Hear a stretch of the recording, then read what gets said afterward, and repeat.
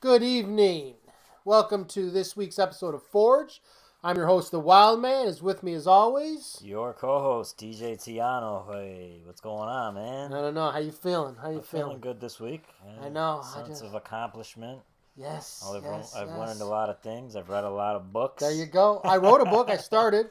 I'm on page 8.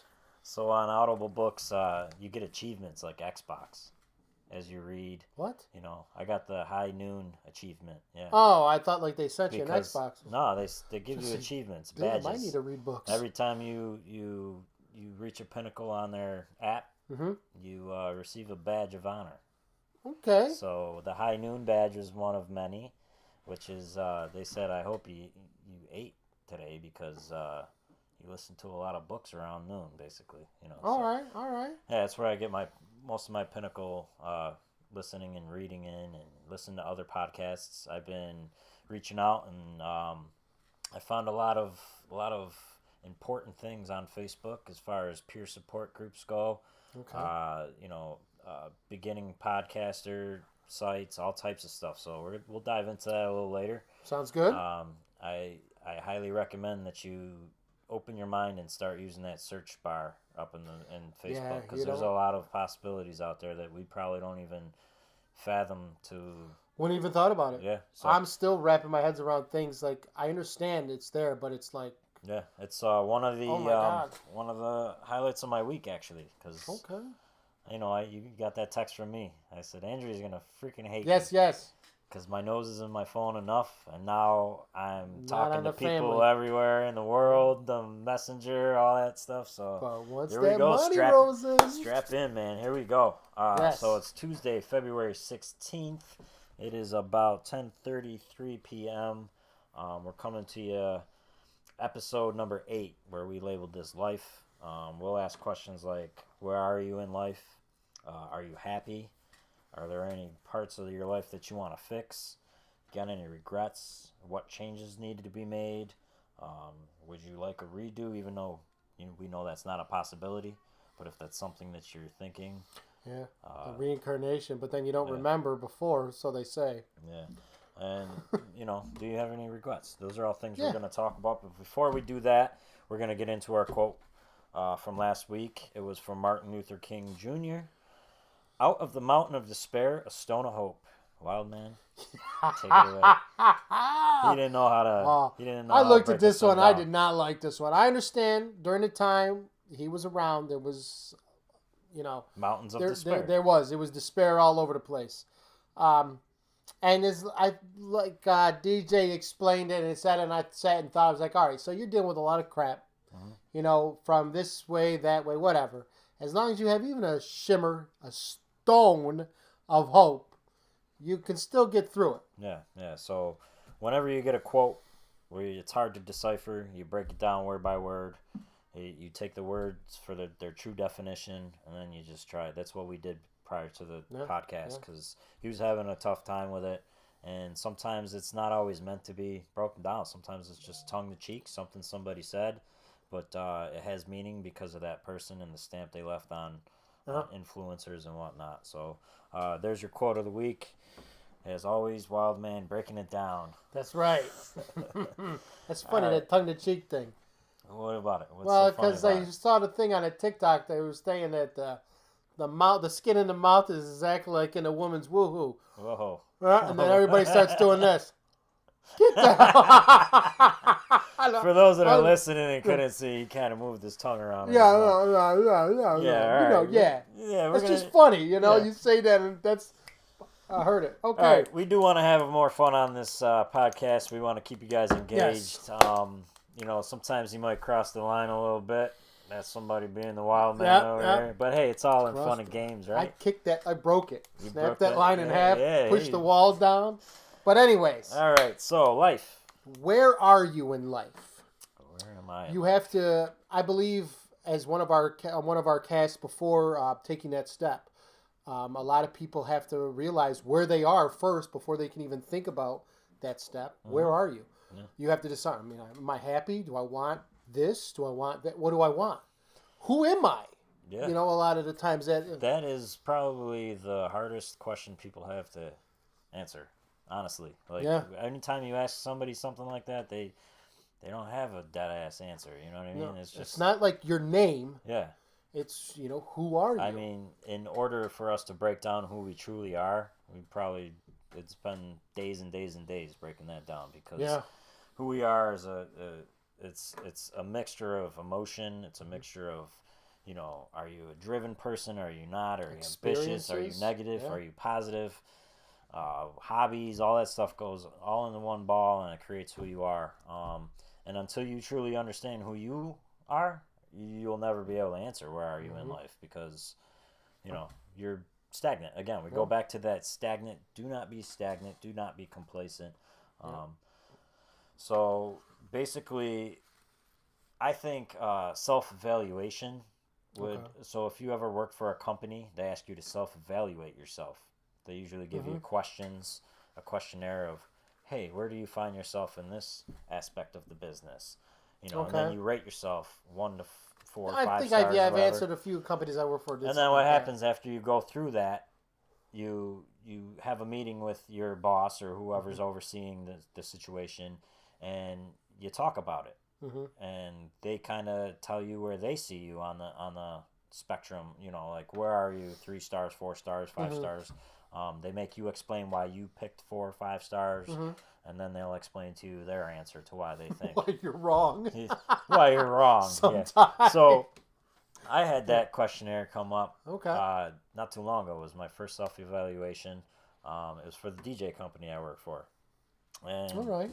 it's hard not to go down that checklist and give yourself 5 stars for everything, especially when you think you're good at something.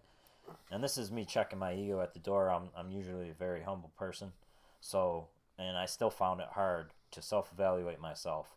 So after I already went through and gave myself mostly 4s and 5s and stuff, and I said that's just not right, man. Like I'm not perfect. Everybody Hmm. knows everybody's not perfect. Let me reevaluate the situation. I found a few things that yeah, maybe I did have a little problem with Hmm. the technical stuff. So I gave myself 3 stars, right? So they broke down the star system to me, and they were like, yeah, 5 is like you can't get any better. You know Hmm. what I mean? They're not looking for perfect, but you've already mastered whatever category we were talking about, and you can't get any better, right? Um, so 4 would be you did a decent job, you did the job that you met the standards. 3, so on, so on, and so on. Yeah. So if you sit there and you write down certain certain categories for who are you? Are you happy? Hmm. You start to question these things, and then you make your own list. You know what I mean? Because everybody, it takes something different for everybody to be happy. So you could never truly answer that question for somebody else. So maybe you self-evaluate that, and with somebody that's close to you or something, you guys Hmm. go over it together, and you evaluate the situation together. So I give um, myself threes for everything. yeah, Just threes yeah. because I know I'm not my best version yet. Um, I Again, know I can well, still learn more, and from what I've seen, I don't ever want to be at the top. I Because then what happens? Then you're done. so There's nothing when else. I was sitting there again, I wasn't ego driven. I Yeah. was being humble, and I'm sitting there like, man, I am. I really truly believed I was good at these things. Hmm. You know what I mean? And I really truly believe that some of the things were like, how are you with the customers? How's your customer service Yeah. and things like that. So I'm like, next to because I own the painting business, so I know how it is to be in someone's actual residence, Hmm. and you're in their home, you're in their space, and you got to make them 100% happy. Yes. So I'm sitting there like, man, I've done this for 20 plus years. I got a lot of experience, but you know, goes to say nobody's perfect. You know Hmm. what I mean? There's flaws in everybody's game, uh, but again, you gotta find what makes you happy, Yes. and just roll with it. See, one way you could say it, and I think I did at, I think one of the times because I worked at a retail store, and it was about customer service, and I said, "Well, I'm only a number three, 3 star, Yeah, but I'm better than everybody in here." yeah, And they looked at me and they said, "Well, what do you mean?" I go, "Well, I still have a lot to learn. There's still much to be perfected and worked upon. I can still tweak this, tweak that, tweak this." absolutely. But I said, because of, as they say sometimes, some people have that it factor. You can't learn it. You're either born with it or you're not. It's my personality. I have it. You're And outgoing. I'm outgoing. I'm approachable. People can talk to me. Sometimes you could even say I'm kind of magnetic. People want to talk. You're a I little bit tell more people, approachable without the mohawk with the hair growing in. The mohawk kind of I scared love the it. shit out of I me. love it. But and I tell people when I meet them, my name's Brandon, and I'm an asshole. Mm-hmm. And that just makes them. It's like it has a Reverse psychology. There you go. Yeah, yeah. It's just like they want to meet. So you can always, be humble. I'm this, and this. But I'm better than these three that you have here. Not saying that you are at the top, but yes, you're being humble as to your skills, but you're also being acknowledgeable about, I'm kicking ass. I can always improve. Mm-hmm. So, but That's that's how just I me, approach everything too. There's always room for improvement. Like I said, paying her for 20 plus years, I still am finding things to improve everything. Every day I'm finding quicker ways to do things, more efficient, better products to use. Yes. The things are forever changing. Products. You got your products. You got your paints that you use. You got your actual materials, your tools. All that stuff is always changing. So with that comes change in the industry. With that comes change what people expect and so forth. So there's always room for improvement because things are always constantly changing. Oh yes. And and I'm still a very firm believer. I don't remember who I heard it from first, but with doing this, grabbing DJ saying, "Listen, you'd be the other half. We got a nice balance. Let's do this."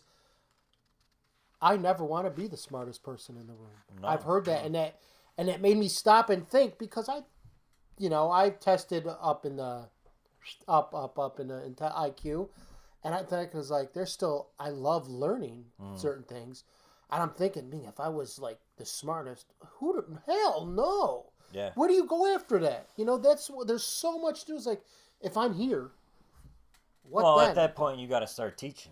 If No, you're the that's smartest true. person in the room, you better start teaching because there's a lot to be taught. I'll tell you what, though. Sometimes I know how Sherlock Holmes felt in that show. Like I think I said this before.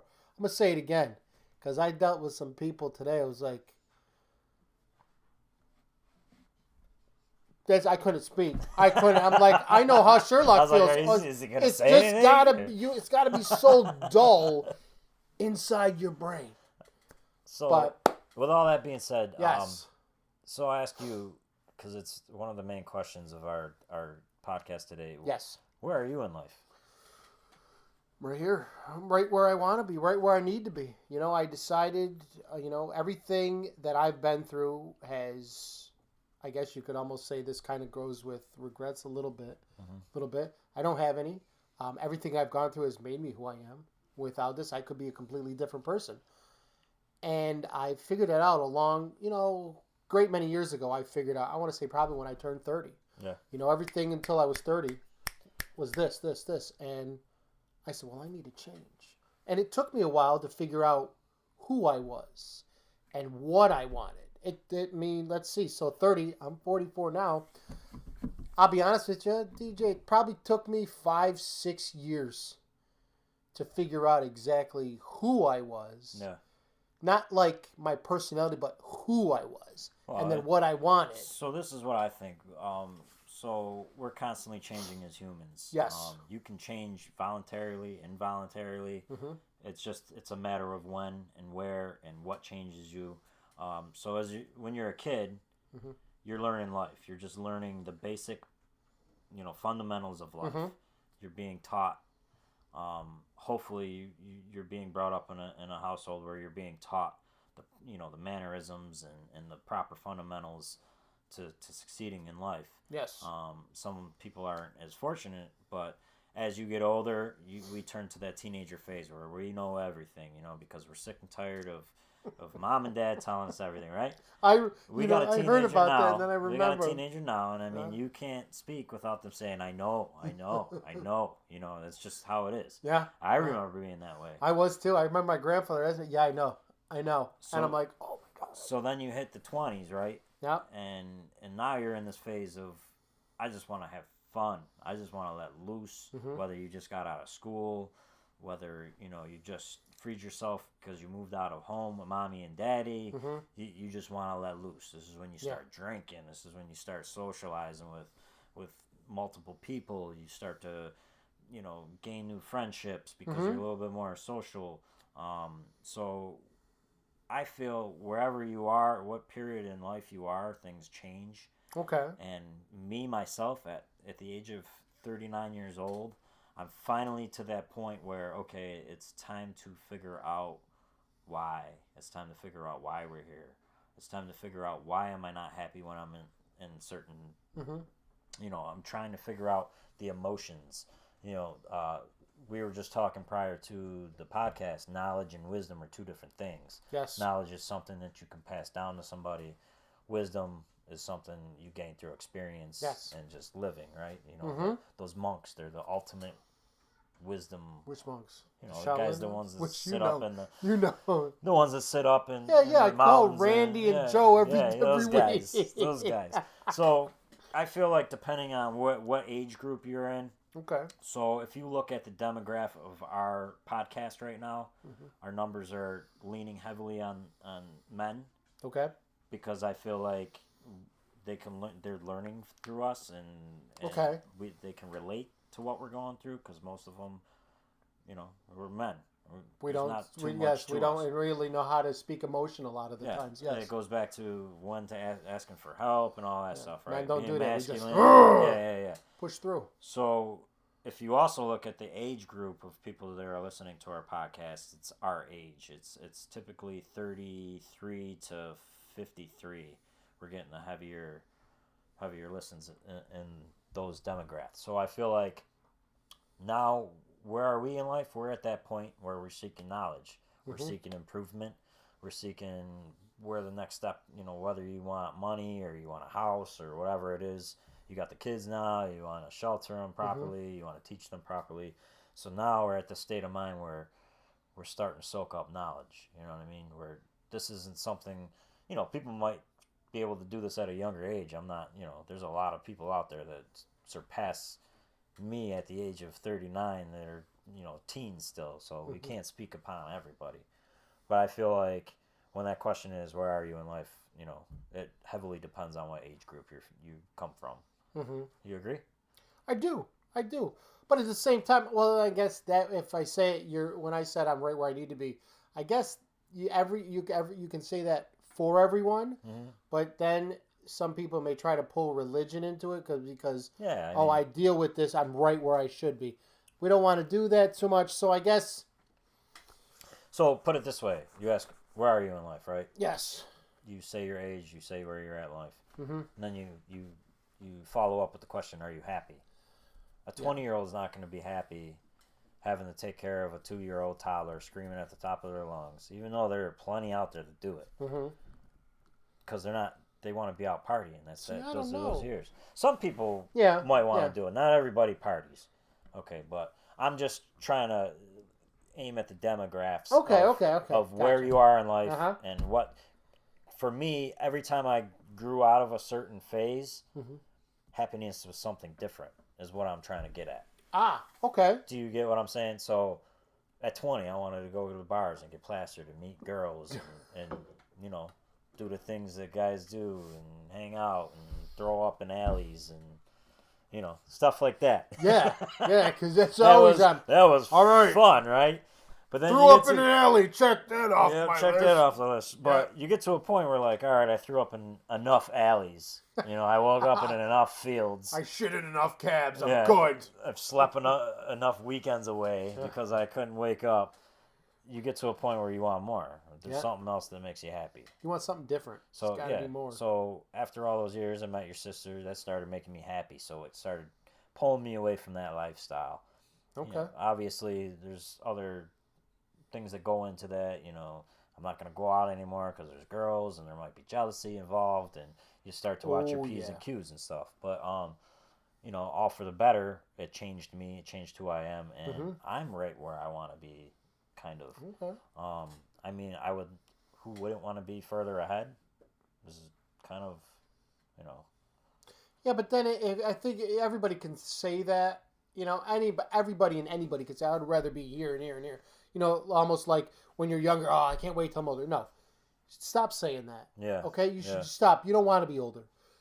Live and enjoy every day, every year.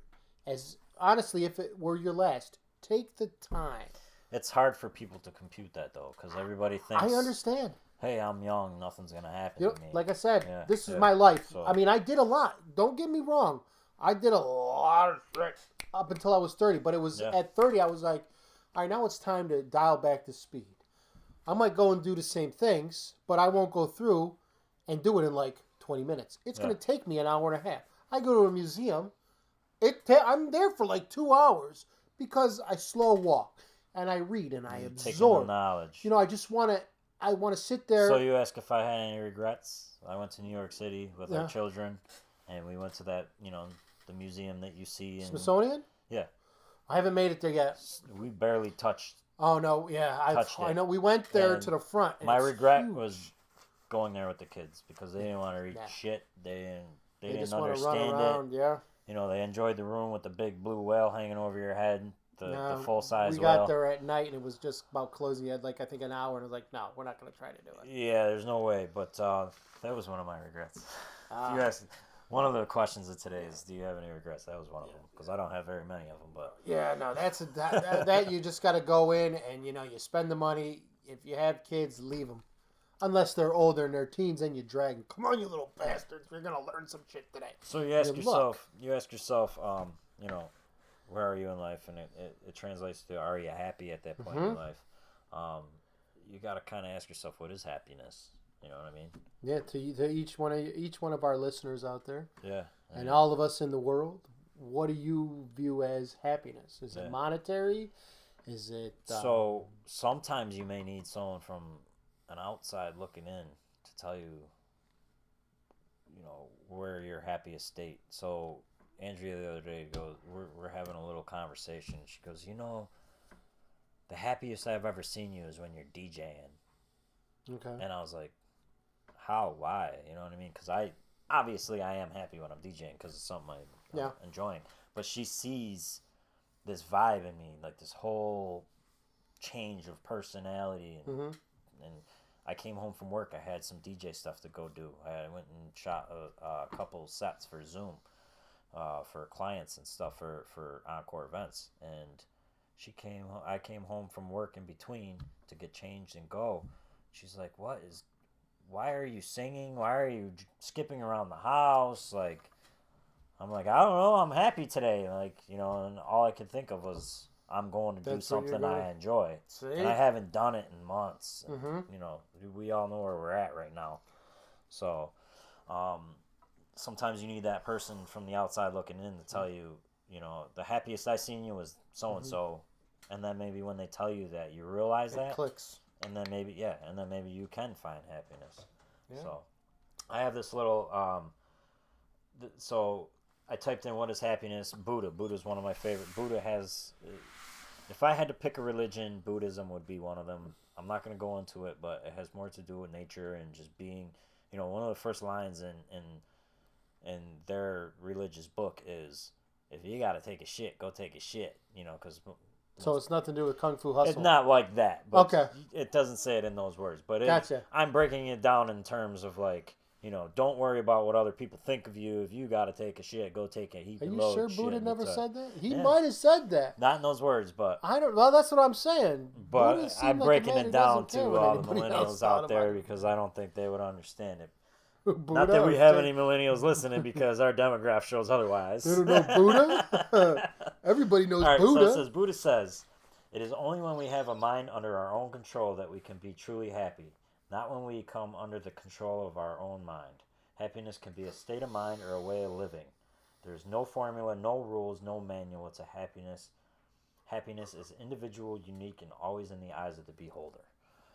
So just to cover what we went over basically is, you only know your true happiness. It may take that person to kind of shine the light on it for you, just because they see the happiness, They see when you're happy. But it is only in the eyes of the beholder. So whatever you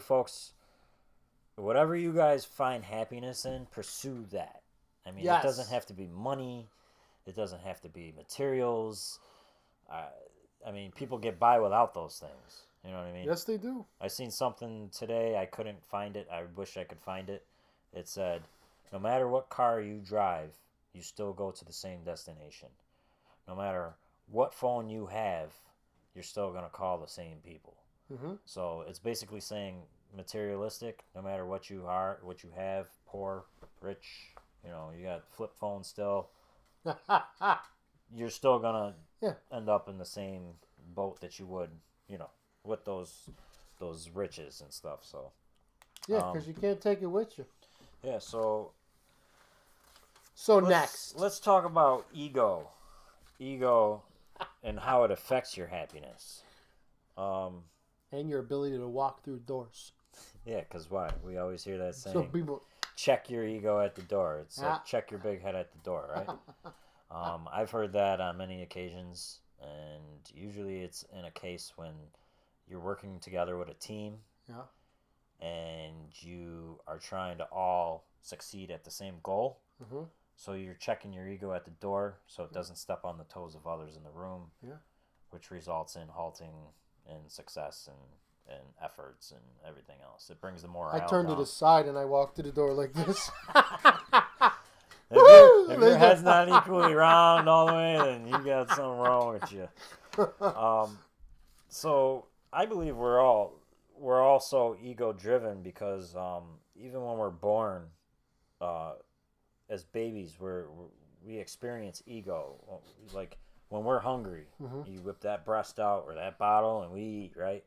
When we shit ourselves, boom, somebody's there to change us. Someone's there to take care of us. So then we find out, oh, this is all about us. This is about me. So Mm-hmm. that the baby starts learning that, and Yeah. through those first couple of years, and I can contest to this because I have a few kids. I have a 2-year-old right now. They start to think that everything is about them, and it's kind of a formula that's built in every single one of us. So that ego is taught to us from day one. Mm-hmm. Now, through parenthood, we try to reverse that effect when they get old enough and try and teach them manners, etc. Oh, you Good got to start qualities. young. Yeah, It's you not guys. about you. Yeah. And So just look at the look on their face. Here we are, completely trying to change that whole aspect of it's all about you. Mm-hmm. Trying to change that ego at a young age, and you know, we spend most of our young kids' life trying to do that and trying to cut them out for society, trying to teach them what happiness is and stuff like that. And ego is not always a bad thing. Mm-hmm. Uh, This is true. uh, Good reasons say like an ego is that thing that we use to protect ourselves, correct? So when we're backed in a corner and a lion's freaking scraping at us, our ego takes over out of fear and everything else. Your ego is like, okay, this is all about me now, you know what I mean? So I got to do whatever I got to do to get out of this situation. I got to get out of this back, get my back out of this corner. So you get scared and you take off. You got an anxiety attack. You turn around and you run right away, right? So No. There's two different ways. It's your fight you or could flight. fight or flight. I was just getting ready to say Oh, that. okay. Sorry. You actually took the words out of my mouth. Sorry. I'm sorry. I've No, been but asked see- that question before. The fight or flight. It's like I'm fight. But if There's you, no flight in me. well, see, fight. everybody has a different ego. So your ego would be to stick in there and say, "This fucking lion ain't beating my ass." I'm gonna eat this lion. That's your ego. Yeah. So it's what I'm getting at here, though, is it's a self-preservation Mm-hmm. kind of mannerism that's built into us as people, right? So usually when your ego develops and it gets stronger and stronger when you grow old and stuff like that, sometimes you need to check that ego when they say check your ego at the door. Yeah. Because your ego might have gotten you out of that situation, but you're stepping into a room with a whole new beast. You know what I mean? And if you don't check that ego at the door, that beast can slay you and you won't see tomorrow. You know what I mean? Yeah. So, So I look at that personally, because honestly, I have never tried to be cock of the walk. Never had that ego. Never. From a young age, my parents clothed me, fed me, and they didn't push me to do this or do that, really. Okay, Mhm. my parents opened the door, and we had moved to Greenleaf Meadows over in Greece, Yep, I know and exactly where it is.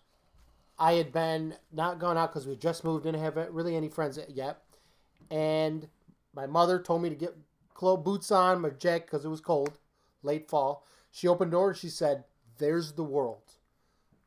Come on, it's time to live." And I went outside. She goes, "Here, throw this out to the garbage." I sat down right first on the step, just pouting, looking around. Hate this place.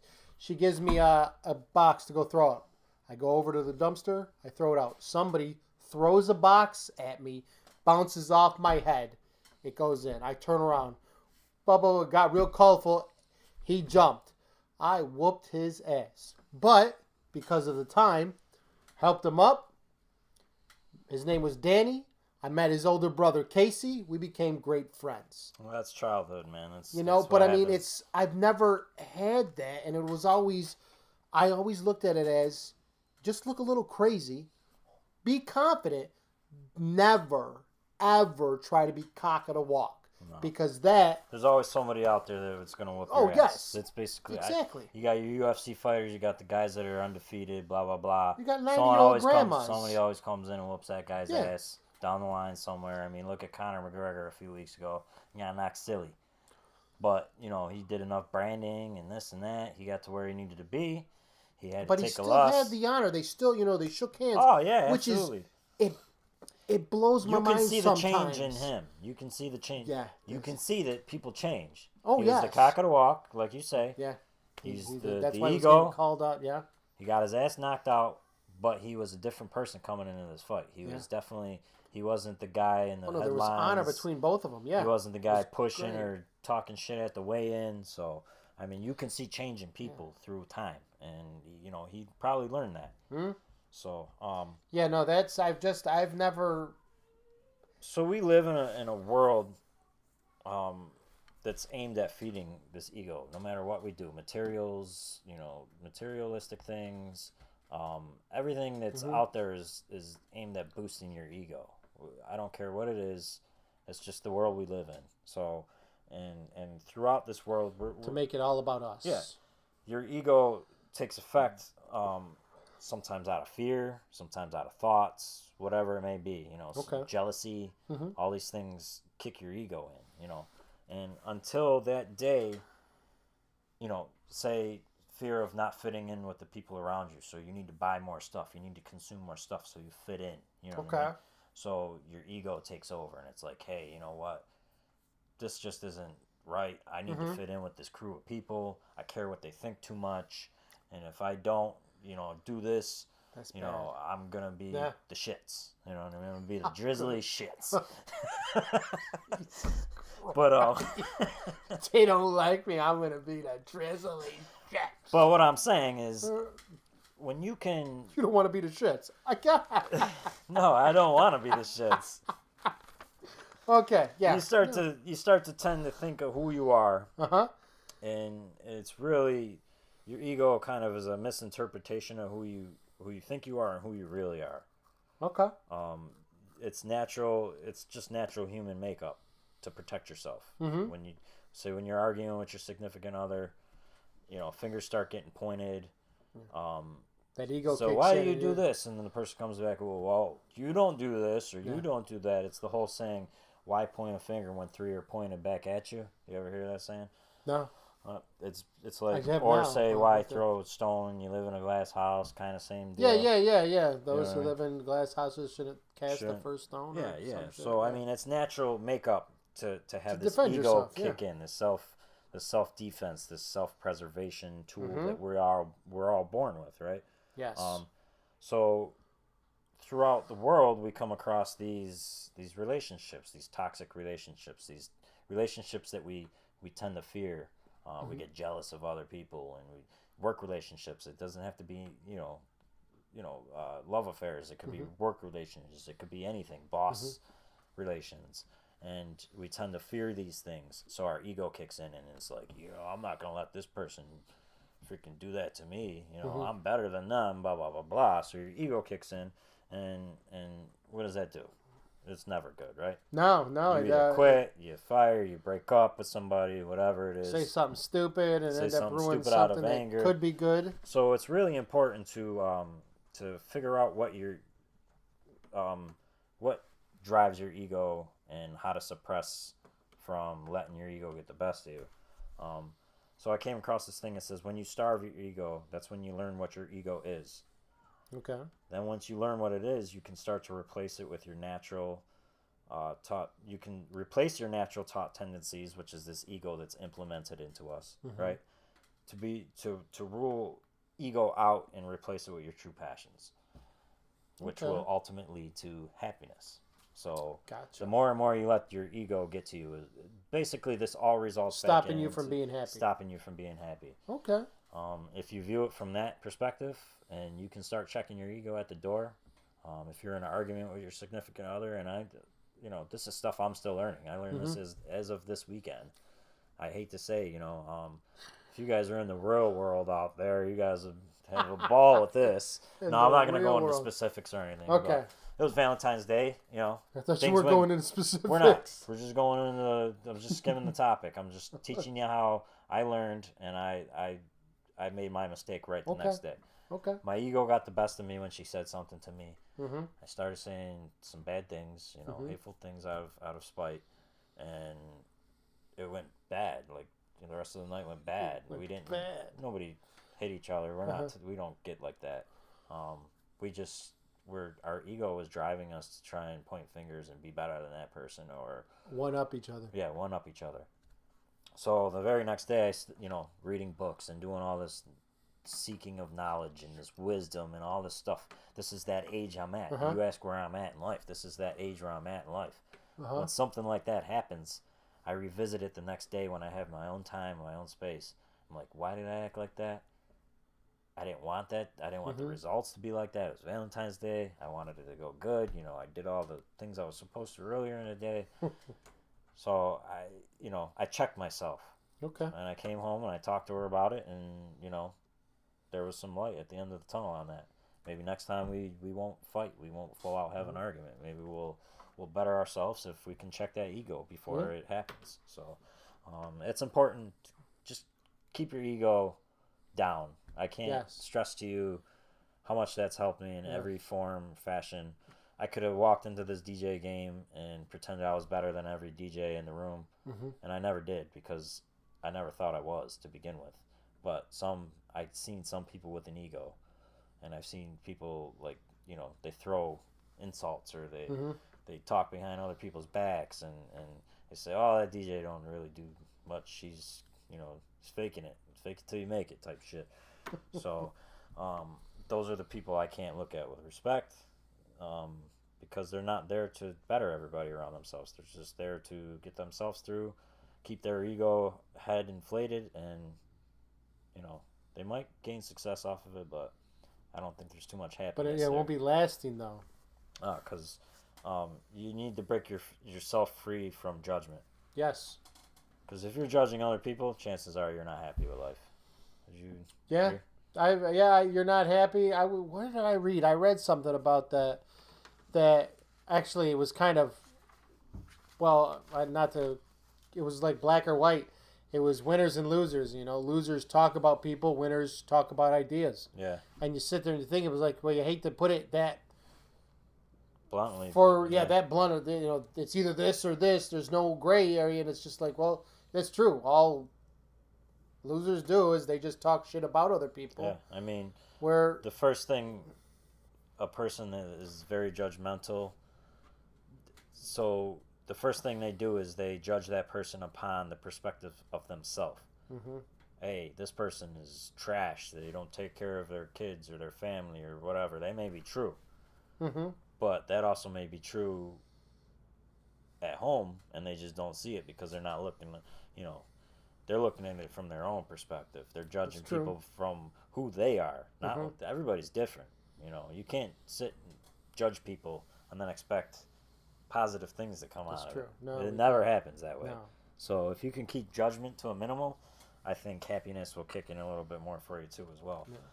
So okay, we've digressed just a little bit off. Not really. A little bit. We've answered a few things in that. But if you think about it, it all leads back to happiness. It does. So It does. I just wanted it to. Does. No, that was good. I like that. We're going to judge people in a later episode of this podcast, all right? We're judging everybody. Yeah. So get ready. You know who you are. So that goes back to, are there parts, the next question would be, are there parts of your life that you would want to fix? Mm-hmm. Which we can kind of combine with changes needed because it's different. Yeah. Because either you have to change something or you have to fix it. Just so some people understand that. Well, these questions kind of trickle one after another. Yes, most definitely. It cause flows. and effect of each other. Yes, I like to flow. Be like water. So, if you're not where you want to be in life, you're not happy. And if you're not happy, then there's parts of your life that need to be fixed. Exactly. So, really, truly ask yourself, are you happy? Yeah. And if you can't come up with a goddamn honest answer and say, hell yeah, I'm happy. Yeah. Then something needs to be changed. Exactly. You need to fix it. And then you need to pinpoint what needs to be changed. Something broken. Something broken. Something that does not allow the mechanism to keep rolling. The clock is not functioning. Yeah. But even a broke clock is right 2 times a day. Yeah. Yes. Even if it's right for that minute.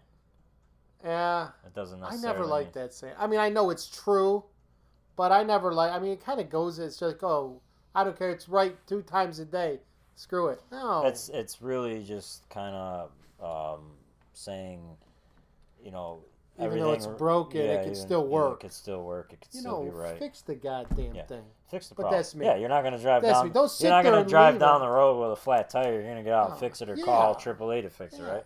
Fix that. Oh, my tire fell off. There was a gas station 3 miles. Just drive it. So the first thing you would have to do is pinpoint this problem. Yes. Why aren't you happy? Is it a toxic relationship? Possibility. Bad workplace. Bad workplace. You're being used in the job that you're doing. You feel like you're just there to make someone else richer, which in a lot of cases, you're low on that food chain, and you feel like you deserve more. You should really first find your self-worth. Once you find your self-worth, you can decipher what makes you happy. Mm-hmm. Once you decipher what makes you happy, you pursue that goddamn thing, no matter what it takes to fix. Right. And you got to fix yourself. Come hell or high water. Come hell or high water. There's not really too much to be said about. No, it's real simple. Well, that's why I like that. It's real simple. You need to pinpoint those problems, fix it. Yep. Again, you're not going to drive a boat with a hole in it. You're going to go and pull that bitch on land and fix it. You're gonna. It's a good thing you stopped, because I was gonna say you're not gonna drive a boat anyway. You're gonna get that Flex Seal or whatever that commercial is, where he does the whole bottom side of the freaking boat in the Flex Seal. Oh, I've seen that.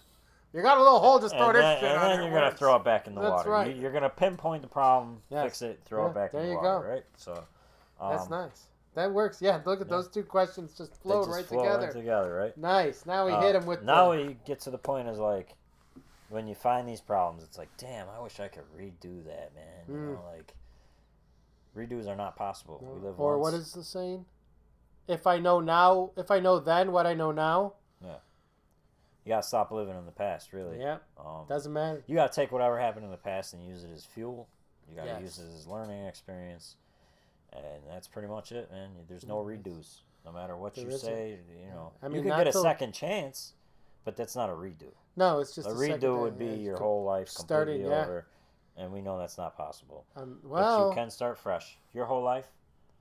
Look at it like this. I'm telling you. Look, 2 weeks ago, and I read multiple different articles, so I know it's true. We teleported. We could teleport an inanimate object 44 miles or it's 44 something. I forget what it is.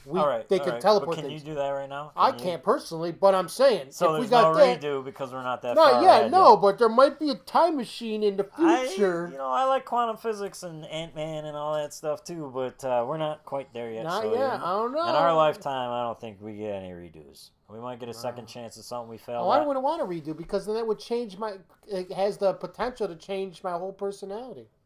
I mean, if Yeah, it's like honestly, it's like the movies, and you go back in time, you change something, and in the the future's ripples, different, I right? would have to say honestly, the only thing that I might change is I would go in and make it so that my membranes in my left nostril aren't as weak as they are.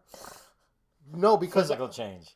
well, yeah, that's it. No, because I wanted to because of the martial arts, I wanted to get into the ring, but I went to all like 20, 30 trainers. I went to doctors. I went to the people, the fighters, and because it was so bad when I was younger, somebody could go like this, and just the force of the punch going past my nose, it would bleed.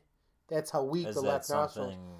I've had it cauterized. They said, so I'm fighting. If it's a 3-round match, he tags me at the end of the first round. Luckily tagged, but I'm winning in points. If by the end of round 2 it doesn't stop, I have to forfeit in round 3. Screw that. Yeah. So, Yeah. There are but things we all wish we can change. Regrets is what but our next other thing than is. that, yeah, other than I that, mean, no. when you I look mean, at redos, it's mainly because you regret something or you wish yeah. you would have did something different. I have regrets, but I'm not the kind of person that tends to uh, stick themselves to these regrets and feel down. And I know there are individuals out there that don't let things go, and they don't Hmm. let the regrets go, and they just constantly live in that circle of wish, coulda, woulda, Yeah. coulda, coulda, woulda, shoulda type thing. Yeah. But I would say if I don't have regrets, I take what's happened and I find ways either as fuel or to say, all right, how can I use what happened here hmm to change how I want stuff now? yeah, How can yeah, I use that? Everything's happened, like I said, everything that happens as we're from little babies, the toddlers to the teenagers, everything that happens to us or that we go through, whether you believe in God or you believe in Darwinism and the Big Bang, it's made us. All of our experiences have made us who we are. Everything. So I So just watched Gone Baby Gone, or okay, Ben Affleck's brother. There, it's a good movie. It's about a little girl that gets kidnapped okay, in Boston and so forth. But where I was going with that, in the very beginning, he's talking about his neighborhood and how tight knit it is, one of those Boston neighborhoods. mm-hmm. And he says, I believe it's all the small things when we're growing up that creates us who we really are. The Mm-hmm. things that we can't control, our surroundings, our neighborhood, our town, things like that Yeah, are embedded in us that we don't see and we can't change because that's what it's the because we're not environment. thinking about that No, no. at the time. It's And the not till you get more older. and the more you start to think about that as you get older, you wish change, you wish you could redo things, you got regrets, but you can't let any of that hinder you.